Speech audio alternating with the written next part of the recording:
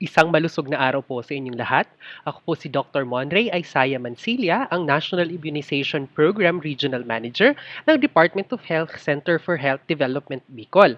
Ngayong araw po, pag-uusapan po natin ang poliovirus, poliomyelitis, at ang polio vaccines.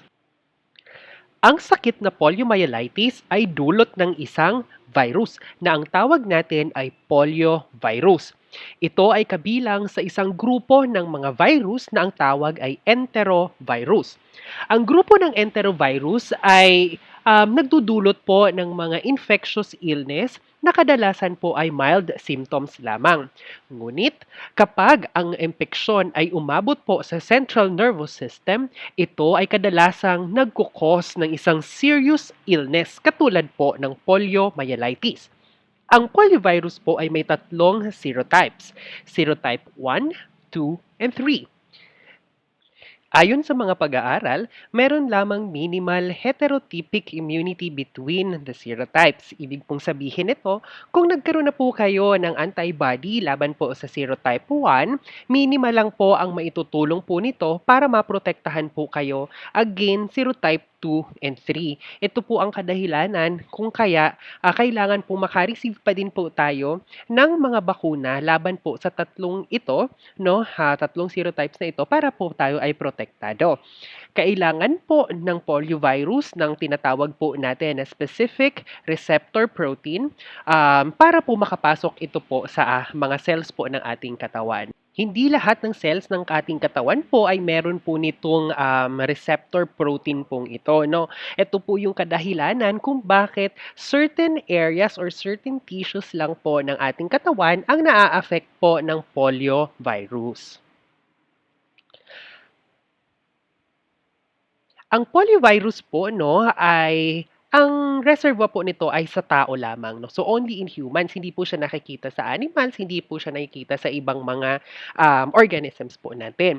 So kadalasan po, no, nakikita po natin yung transmission ng poliovirus from person to person sa pamamagitan po ng fecal-oral route. Ito po yung ibig sabihin kapag tumai po yung taong may impeksyon or active infection ng poliomyelitis, ibig sabihin po nun, nagsished po siya ng virus sa pamamagitan po ng kanyang dumi na kapag po nagkaroon po ng access yung dumi na may virus sa environment, maaari po yung maihawa sa ibang tao din po, no?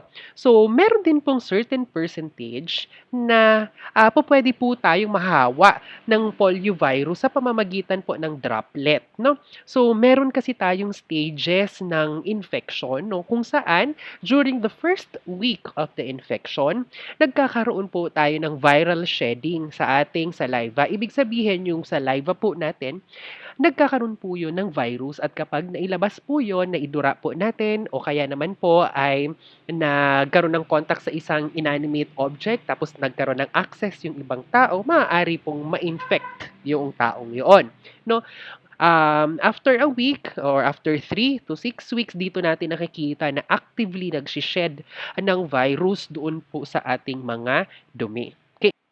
Ayon po, no, sa mga pag-aaral, nakita po natin dito na ang viral shedding sa saliva po at sa stools ay less or napiprevent po sa mga taong nabigyan na po ng oral polio vaccine.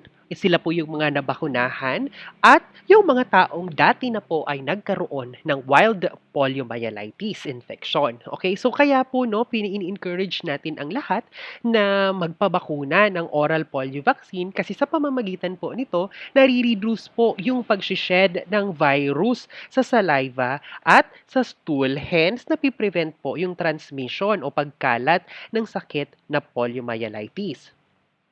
Ang poliomyelitis po, no, ay highly infectious, no.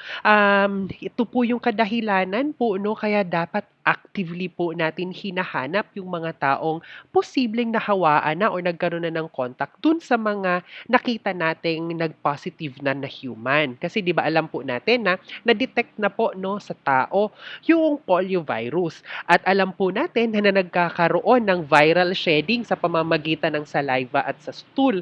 Kaya po itong mga taong ito na may contact dito sa patient, Or, alam po natin 'no na ang polio ay maaaring maihawa din or mapunta sa sewage, sa tubig at maaaring may mga nag-swimming na po within the area. Kaya may chance po talaga na may mga tao na din pong nahawaan ng ating polio virus 'no.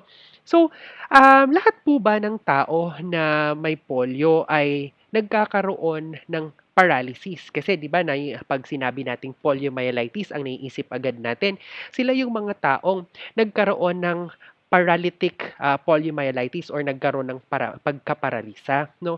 Pero actually alam niyo po ba na less than 5% lang po sa mga taong nagkaroon po ng polio ang nagkakaroon po ng sintomas na paralysis? Okay, yes, that is actually true. At totoo din po 'no, na karamihan sa mga taong nagkaroon ng infection ng poliomyelitis ay asymptomatic lamang. Ibig sabihin po kahit meron pong kumbaga nakapasok na ang virus sa katawan, nagpadami po ito, ngunit wala pong sintomas na nararamdaman ang mga pasyente. Sino po ba yung mga taong mataas ang tsansa na magkaroon ng paralytic poliomyelitis? So, sila po basically yung mga may immunodeficiency, no? So, mababa ang immune system. Sila po yung mga nagkaroon ng recent intramuscular injection or tonsillectomy, no? Sila po yung nag-engage lagi sa mga extraneous exercises. Sila po yung mga may malnutrition at syempre yung mga buntis din po, no? So, similar incidents pero higher po ang severity na nakikita po natin kapag nagkaroon po ng infection yung mga adults, no? Pero again, yung type 1 po, approximately 1 per 100 to 200 persons po than type 2 ang nakikita po natin. So basically, mas mataas po ang tsansa na makahawa po yung type 1 poliovirus as compared to types 2 and 3. So, ano po ba yung mga clinical presentation? Ano ba yung nakikita natin sa pasyente na meron pong symptoms ng poliomyelitis? Again, in-emphasize po natin, no, kasi karamihan, vast majority of those patients infected with poliomyelitis are asymptomatic. Pero doon po sa 5 to 10% ng mga tao nagkakaroon ng simptomas, kadalasan po no, nakikita natin na lumabas ang simptomas after 10 days from the initial po na contact, okay, from the exposure, no? So, kadalasan, minor illness lang ang nararamdaman ng mga tao, non-specific, parang viral illness lang nararamdaman. And then, after 1 to 10 days, maari na pong makita natin ang paralysis. Okay, again, so that's 1 to 10 days. Kaya po sinasabi po natin na medyo rapid yung ating paralysis kasi nakikita din po natin yun agad-agad, fewer than 10 days from the onset or from the contact, no, or from the exposure. Tapos ang paralysis rapidly nagpo-progress. Nakita natin yung tao ngayon, mahina lang yung isang muscle group. Pero after 2 to 3 days, totally hindi niya na maigalaw yung muscle group na yon. So usually, ay nagkakaroon po ng lagnat yung mga pasyente nito. And then ito no, particular tayo dito, muscle pain. Nagsa-start siya sa muscle pain. Sumasakit muna yung muscle group. Then after that, nakikita natin yung paralysis, no? So yung paralysis again, usually nakikita po natin siya asymmetric. Ibig sabihin, it's either on the right or on the left ng isang limb. Like for example, either nasa kanan na arm, nasa kaliwang limb, basically parang gano'n, and then descending po yung type ng paralysis. So, naa-affect muna yung mas proximal na muscle group. For example, kung sa arm, yung paralysis, nauuna pong ma-paralyze yung portion po ng upper portion ng arm, which is the shoulder portion, until bababa po siya hanggang umabot po sa hands, no? So, yun po yung tawag nating descending paralysis. So, nakikita din po natin 'no, na nagkakaroon ng nawawala or nababawasan yung deep tendon reflex po natin. Ano po ba 'tong deep tendon reflex? So, ito po basically yung kapag po tayo ay pinukpok nung neurohammer na tinatawag po namin, hindi po nagre-react yung ating, muscle group na yon. Likewise po 'no, very important na, characteristics po ito para po ma-delineate natin yung poliomyelitis sa ibang sakit is that yung sensation po niya intact. So 'pag kinurot niyo po yung pasyente po na mayroong poliomyelitis yung paralytic na type, makakaramdam pa din po yon, ano. So napakadami pong sakit na maaari pong mag-manifest ng similar na feature, kaya po hindi po kaya nating gawin ang diagnosis just by clinical presentation alone. Kaya po 'no, kinakailangan po natin ang alam niyo na po ito 'no, yung mga stool exam and other examinations po para makita po talaga natin ang cause ng paralysis. So, ano po bang parte ng katawan ang maaaring ma-paralyze 'no? So, basically depende po 'yun kung saang, tissue ng katawan ng tao nagkaroon po ng infeksyon ng poliomyelitis. Kung yung virus po ang napuntahan po niya or pinili po niyang lugar is basically yung spinal cord, maari po tayong magkaroon ng paralysis or spinal paralysis 'no. Ito po yung nakikita natin na ang na-paralyze na portion ng katawan ay yung legs or yung kanyang arm 'no. Pero meron din pong, paralysis 'no from the poliomyelitis na ang naa-affect naman or ang pinipili naman na parte ng katawan ng virus is yung brain po natin, kung saan naa-affect po yung bulbar at yung bulbospinal na portion ng brain. Ang symptoms po nito, basically ay nahihirapan po sa paghinga kasi po nandodo'n po yung cranial nerves po natin na involved po sa breathing. So, ang paralysis po from polio is, tuloy-tuloy po 'no, so permanent na po siya, for life na po 'yan na nandiya-diyan. Ang case fatality rate po natin is a bit high, so nasa 2 to 5% in children, pero mas mataas ang case fatality rate. Ibig sabihin mas madami ang namamatay sa mga adults na nai-infect po ng polio. So that's 15 to 30%. So again, ang diagnosis po natin, hindi po natin ginagawa sa pamamagitan ng clinical diagnosis lamang. So kailangan po natin ng iba't ibang mga laboratory tests para ma-confirm po natin ang diagnosis. So isa na po diyan 'no, yung isolation of poliovirus sa stool. Kaya po, sa lahat po ng sinususpetsahan po natin na may polio, yung mga tao pong na-detect natin using the AFP or yung acute flaccid paralysis, kailangan po makuhaan po natin ang mga yan ng stools na mako-collect po natin for less than 2 weeks after the onset ng paralysis 'no, para makita po natin kung meron po ba na virus doon sa dumi nila para ma-confirm po natin yung diagnosis or other way around para ma-refute natin or ma-cancel natin or exclude natin yung diagnosis po na poliomyelitis. Ang tanong ngayon, may gamot po ba ang poliomyelitis?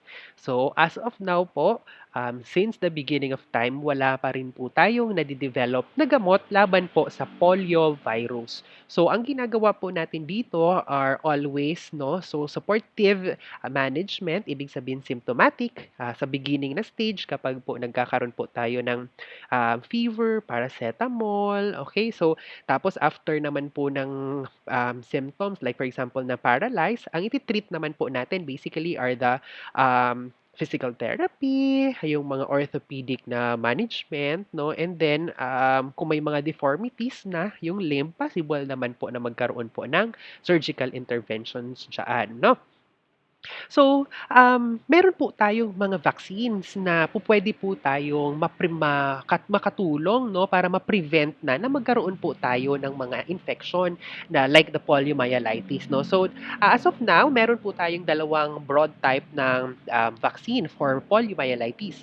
Ito po yung inactivated polio vaccine at yung oral poliovirus vaccine. So, basically, ito pong inactivated poliovirus vaccine, meron po itong kumbaga naglalaman po ito ng tatlong serotypes po ng ating poliovirus. So again, that's serotype 1, 2, and 3. And inactivated po siya, ibig sabihin pinatay yung virus po before po itong ipasok doon sa ating vaccine, no? So, ang doses po natin nito, binibigay po natin at 0.5 ml per dose at tinutusok po natin via the intramuscular route, no? So, sa immunization program po sa Pilipinas, binibigay po natin ito kapag ang bata po ay 14 weeks old na o 3.5 weeks old na po, no? So, para po sa National Immunization Program, once lang po natin binibigay ang inactivated poliovirus vaccine. Ang oral polio vaccine naman po 'no, ay nagko-contain po ito ng, bivalent na lang kasi yung available natin as of this time. Tapos meron din tayong monovalent, pero po sa National Immunization Program, the regular routine 'no, dalawa na lang, bivalent OPV na lang po ang binibigay natin. So that's, nagko-contain na lang po yun ng type 1 and type 3 at binibigay po natin yun sa pamamagitan ng pagpatak po ng dalawang patak sa bibig ng bata at binibigyan po natin ang mga batang edad 6, 10, at 14 weeks of age. O, so kung nalilito po sa weeks, pwede naman pong 1.5, 2.5, and 3.5 months old na mga bata. Ano po ba ang pagkakaiba ng vaccine na IPV at OPV? So, ang IPV po, ito po ay nagbibigay sa atin ng proteksyon or antibodies sa blood, no? As compared po sa OPV, sa oral, na bukod po sa blood, meron din po itong binibigay na proteksyon sa atin doon po sa intestinal mucosa. So, mula po sa bibig hanggang umabot po yan sa puwet, intestinal mucosa, kasabay na po yun doon at sa iba't iba pang mga mucosa po ng katawan, may protection po doon ang OPV, no? Ang kagandahan sa IPV is very safe po ito. So minimal lang po ang local reactions and a very, very, very small percentage lang po ito ng tao. Yung OPV naman po is also very safe, pero may certain percentage po dito na maaari pong magkaroon ng tinatawag po nating vaccine-derived polioviruses. Pero ang OPV po 'no, nagbibigay po ito ng proteksyon laban po sa pagka-paralyze or sa paralysis at nagbibigay din po ito ng proteksyon para hindi na po tayo makapaghawa ng polio virus.